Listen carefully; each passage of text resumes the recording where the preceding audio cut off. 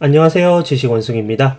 오늘은 로마 제국 최대의 숙적, 로마 제국을 멸망 직전까지 몰아넣었던 카르타고의 명장 한니발 바르카에 대해서 이야기해보려고 합니다. 여러분들의 구독과 좋아요는 아주 큰 힘이 됩니다.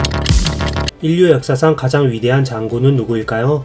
세계 명장 순위 1위에 빛나는 몽골 제국의 수부타이, 최초로 동서양을 지배한 알렉산더 대왕, 알프스를 넘어 유럽을 제패한 프랑스의 나폴레옹. 우리는 이러한 인물들을 떠올립니다. 역사에 관심 1도 없는 사람이라 할지라도 이 3명의 이름은 들어는 보셨을 겁니다. 실제로 위인전의 단골 손님이기도 하죠. 누가 가장 위대한 장군이냐고 물었을 때 내가 어느 나라 사람인지 어떤 관점을 가지고 역사를 바라보느냐에 따라 대답은 달라질 것입니다. 즉 정답은 없다는 것이죠. 하지만 제가 오늘 소개하고자 하는 장군은 바로 아프리카 대륙에서 살았던 사람입니다.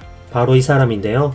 인류 역사상 최고의 명장 중 한 명이며 당시의 초강대국 로마 제국을 소수의 용병만으로 격파해 멸망 직전까지 몰아넣었던 로마 제국 최대의 숙적인 한니발 장군입니다. 그럼 대체 한니발은 어느 나라 사람이었고 대체 뭐하는 사람이었을까요? 대체 어떠한 전투를 펼쳤기에 전략의 아버지라 불리며 인류 역사상 가장 위대한 군사령관 중 하나로 평가되고 있을까요? 한니발은 카르타고의 장군이었는데요. 그 당시 지중해 세계에서는 로마 제국과 카르타고가 지중해 소유권을 두고 치열하게 경쟁하고 있었습니다. 로마 제국은 너무나도 잘 알고 있으니 설명을 넘어가도록 하고 카르타고에 대해서는 한국에 알려진 것이 많이 없어서 잠깐 설명드려야 할 것 같네요. 카르타고는 현대의 튀니지 지역을 중심으로 존재했던 고대 국가로 고대 로마와 지중해의 소유권을 두고 경쟁했던 국가였습니다. 기원전 650년경 현재의 레바논이 위치했던 지역에 있던 해상국가 페니키아로부터 독립해 지중해 동쪽 끝에서 서쪽 끝까지 차지했고 기원전 218년 카르타고는 이베리아 반도의 발레아레스 제도,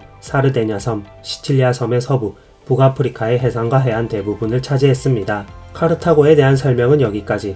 그럼 한니발은 누구이고 어떻게 로마 제국을 멸망 직전까지 몰고 갔을까요? 한니발 바르카는 1차 포에니 전쟁 당시 활약했던 장군 하밀카르 바르카의 아들로 태어났는데요. 바르카는 페니키아어로 천둥을 뜻한다고 합니다. 1차 포에니 전쟁은 로마가 승리했고 1차 포에니 전쟁 이후 6년간 로마는 팽창을 거듭하여 지중해 대부분을 장악하였죠. 플루타코스 영웅전에 의하면 한니발은 9살 때 로마를 무찌르고 지중해 소유권을 다시 카르타고로 가져올 것을 카르타고의 신 타니트에게 맹세했다고 하네요. 한니발은 27세의 젊은 나이로 스페인 지역의 사령관이 되었는데요. 이미 그때부터 병사들로부터 인망이 높았다고 전해집니다. 총사령관에 오른 한니발은 9살 때 했던 맹세를 떠올려 로마 제국을 침공할 계획을 세웁니다. 드디어 내가 카르타고의 총사령관이 되었군.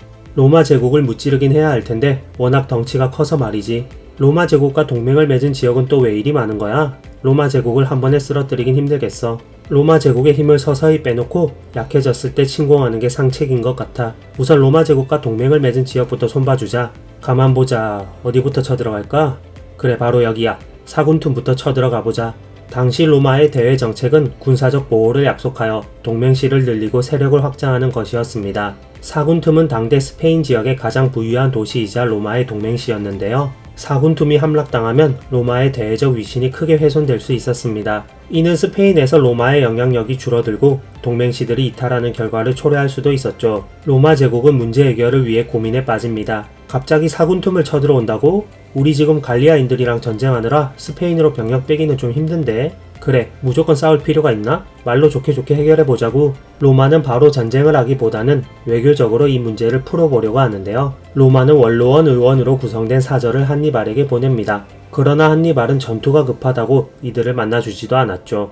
로마 사절단은 분노하여 카르타고 본국으로 건너가 항의했는데요. 1차 포에니 전쟁에서 카르타고에게 승리한 경험이 있기에 로마 사절단은 전쟁이냐 사군툼 철수냐 양자택일을 강요하였습니다. 그러나 이런 로마의 태도는 카르타고를 화나게 했고 카르타고는 어찌되었던 로마로부터 지중해의 소유권을 되찾아와야 하는 입장이었죠. 카르타고 원로원은 한니발을 말리지 않겠다. 전쟁을 선포하면 받아들이겠다. 라고 강경하게 답변했습니다. 로마와 카르타고가 신경전을 벌이는 와중에도 한니발과 사군툼의 전투는 계속되었는데요. 로마가 결국 지원군을 보내지 않을 것임을 안 사군툼 시민들은 한니발에게 강화를 요청했습니다. 그러자 한니발은 강화를 받아들이겠소. 모든 시민들은 그들이 가진 재산을 그대로 성안에 두고 옷 2벌씩을 가지고 나오시오. 라고 답했죠.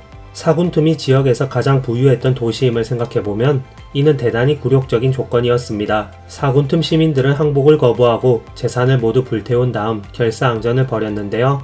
그럼에도 불구하고 사군틈은 한니발에게 함락당합니다. 모든 성인은 죽고 살아남은 자들은 노예로 팔리게 되죠. 이렇게 2차 포에니 전쟁이 발발하게 됩니다. 로마는 선전 포고 후 빠르게 전쟁 태세에 돌입하는데요. 로마는 신속히 정예 군단을 시칠리아와 프랑스 남부로 이동시킵니다. 한니발도 본격적으로 로마를 침공하기 위해 준비하는데요. 9만 이상의 카르타고 정예 병력 중 절반인 4만 5천 명을 징집했고 이는 보병 3만 8천, 기병 8천, 끼리 37마리에 해당하는 대규모 병력이었습니다. 한니발이 로마를 침공할 수 있는 길은 두 개가 있었는데요. 첫 번째 길은 프랑스 남부 마르세유를 지나 해안가를 따라 로마로 진격하는 길, 두 번째 길은 알프스를 넘어 북이탈리아를 지나 로마로 진격하는 길. 한니발은 여기서 고민에 빠지게 됩니다. 마르세유를 지나는 길이 가장 안전하고 확실한데 말이야.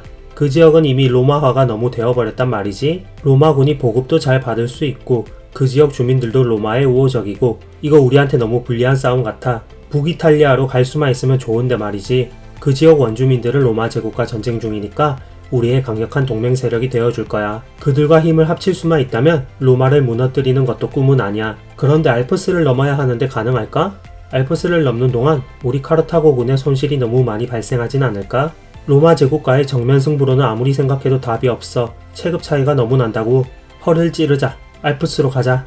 기원전 218년 한니발은 겨울에 알프스 산맥을 넘는 결정을 내립니다. 알프스 산맥을 넘는 것은 먼 훗날 나폴레옹에 의해 재현되는데요. 나폴레옹은 여름에 알프스를 넘은 것에 비해 한니발은 추운 겨울에 넘었습니다. 나폴레옹에겐 한니발이라는 선례가 있었죠. 하지만 한니발 이전에 군대를 이끌고 알프스를 넘은 장군은 없었습니다. 한니발은 나폴레옹보다도 훨씬 더 힘든 행군을 해야 했죠. 하지만 한니발의 엄청난 리더십으로 기적적으로 알프스 산맥을 넘게 됩니다. 한니발은 알프스를 넘으면서 무려 절반이나 되는 병력을 잃었는데 보병 3만 8천은 2만으로 기병 8천기는 6천기로 전투코끼리 37마리는 거의 패사하게 되죠. 결국 한니발은 우여곡절 끝에 알프스를 넘어 북이탈리아에 도착하는데요. 그곳에서 로마 제국과 맞서 싸우던 갈리아 부족들은 고민에 빠지게 됩니다. 와, 겨울에 알프스를 넘어서 여기까지 왔다고? 진짜 미친 거 아니야? 근성은 인정해준다 내가. 그런데 한니발, 저 사람 믿을 만한 사람이긴 한 건가? 병력은 3만 정도밖에 안 모이고 한니발군이 강하긴 해? 한니발군이 강력한 군대인 걸 확인하지 않은 이상 그들과 쉽게 동맹을 맺을 수는 없어. 갈리아 부족들은 한니발에 대한 의심을 거두지 않았습니다. 그래서 한니발은 이 지역 부족들에게 자신이 로마 제국을 상대할 만한 실력을 갖추고 있다는 것을 증명해야 했죠. 한니발이 알프스를 넘었다는 소식이 로마 제국에도 전해지는데요. 우리 병력 마르세유에 다 배치해놨는데 거길 피해서 온다고? 겨울에 알프스를 군대 이끌고 대체 어떻게 넘어온 거야? 근데 알프스 넘느라 많이 지치고 힘들겠지? 기선제압 한번 해볼까? 로마의 집정관 스키피오는 타키누스에서 한니발과 기병전을 벌이는데요. 한니발은 스키피오를 가볍게 물리칩니다. 그러자 북이탈리아에 있던 갈리아족이 술렁이게 되죠. 알프스를 넘어서 왔다고 하더니 한니발 저 사람 보통 인물이 아닌가봐. 로마 제국 기병들 엄청 세던데 가볍게 이겨버리네.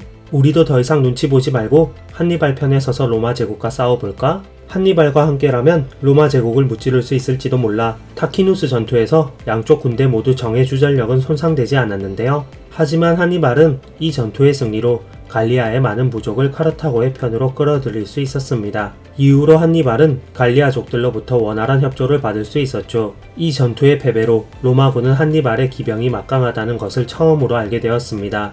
한니발은 계속 진격하여 로마의 다른 집정관인 셈프로니우스의 군대를 트레비아 강가에서 대파하는데요. 트레비아 전투의 승리로 갈리아인 모두가 한니발의 편에 섰고 로마군은 북이탈리아에서 후퇴했습니다. 이로써 한니발은 이탈리아 북부에서 로마 세력을 완전히 몰아내었죠. 다음 해인 기원전 217년 한니발은 이탈리아 중부로 싸움터를 옮기기로 결정하는데요. 한니발이 남아하는 두 길을 새로 선출된 집정관인 게미니우스와 플라미니우스가 봉쇄하고 있었죠. 그래서 한니발은 알프스를 넘었던 것처럼 또 기상천외한 전략을 세웁니다. 로마군과의 정면 승부는 최대한 피하는 게 좋아. 우리가 유리하게 싸울 수 있는 곳에서만 싸워서 최대한 이득을 봐야 해. 지키고 있는 두 갈래 길이 아닌 그 사이의 늪지대를 통과할 수만 있으면 로마군의 허를 찌를 수 있을 거야. 한니발은 로마 제국의 허를 찌르기 위해 봉쇄하고 있던 두 길 가운데에 있는 늪지대를 통과하기로 결정합니다. 이 늪지대는 수킬로미터에 걸쳐 무릎까지 차는 물이 고여 있었는데요. 막사를 지어 병사들이 수경하는 것도 불가능했죠. 그래서 한니발은 이 늪지대를 3일 밤낮 쉬지 않고 행군을 하였는데요. 행군 도중 한니발은 눈병에 걸려 한쪽 눈을 잃습니다. 많은 희생 끝에 결국 알프스에 이어 늪지대까지 건너버렸는데요. 혹독한 행군으로 이탈리아 중부에 진입한 한니발은 서둘러 추격해온 집정관 플라미니우스를 물리쳐 27,000명의 로마 군인을 제거합니다. 로마 제국에는 비상이 걸리게 되고 대응 전략을 수정하게 되죠. 와, 미쳤네. 알프스를 넘더니 잠도 안 자고 저 늪지대를 건너온다고? 한니발과 정면 승부는 아무래도 피하는 게 좋겠어. 버티면서 한니발의 보급 로마 뒤에서 끊어보자. 이 전략으로 인해 이탈리아 중부에서의 싸움은 교착 상태에 빠졌고, 이에 따라 한니발은 이탈리아 남부로 이동합니다.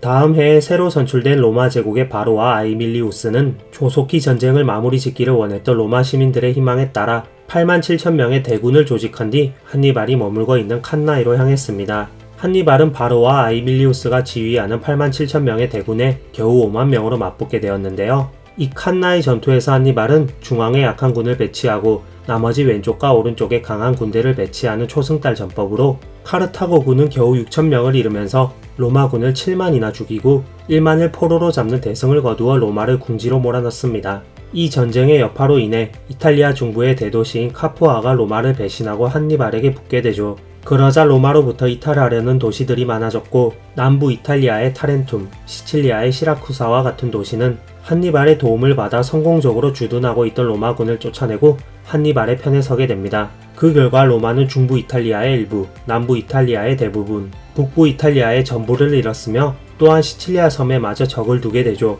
칸나이 전투는 오늘날까지도 포위 선멸전의 가장 뛰어난 사례로 남아 전쟁사를 다루면 반드시 빠지지 않고 다뤄지는 전투로 남아 전설이 됩니다. 한니발은 이렇게 연전연승하며 기세로 올렸지만 결국 로마를 정벌하지는 못하는데요. 한니발 이외의 다른 카르타고 장군들 모두 1인분을 못했기 때문이었죠. 한니발이 칸나이에서 대승을 거둔 이후 스페인에서 한니발의 동생인 하스드루발 바르카는 형의 본대보다 더 많은 군대를 거느리고 있었음에도 불구하고 로마군에게 사라고사에서 대패를 당합니다. 한니발이 직접 이끄는 병력과 비슷한 수의 병력을 이끌고 있던 한노 역시 한니발과 합류하기 위해 북상하던 중 베네벤툼에서 노예로 구성된 그라쿠스 군을 만나 괴멸당하죠. 다른 카르타고의 장군들이 한니발과 손발을 맞출 수 있었다면 로마에 훨씬 치명적인 위협을 가할 수 있었겠지만 현실은 그렇지 못했습니다. 한니발 이외의 다른 카르타고 장군들 중엔 로마를 상대할 수 있는 지휘관이 없었습니다. 한니발은 칸나이 전투 이후에도 싸우는 모든 전투에서 연승을 거듭하는데요.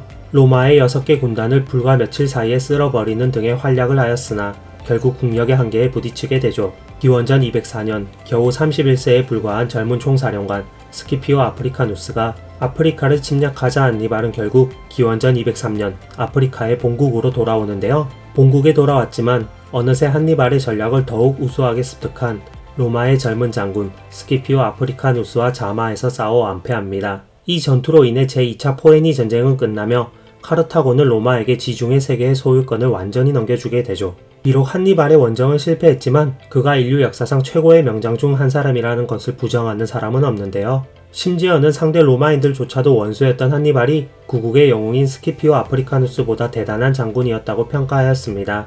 그만큼 그가 보인 군사적 능력이 엄청났던 것이죠. 한니발의 전술은 아이러니하게도 적이었던 로마인들이 가장 열심히 탐구하고 적용했는데요.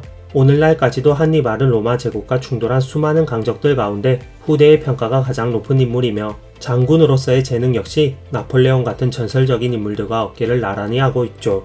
만약 카르타고에 한니발만큼은 아니더라도 1인분만 해줄 수 있는 멀쩡한 장군이 있었다면 로마 제국의 역사, 유럽의 역사는 어떻게 바뀌었을까요? 이상 지식원숭이였습니다. 여러분들의 구독과 좋아요는 아주 큰 힘이 됩니다.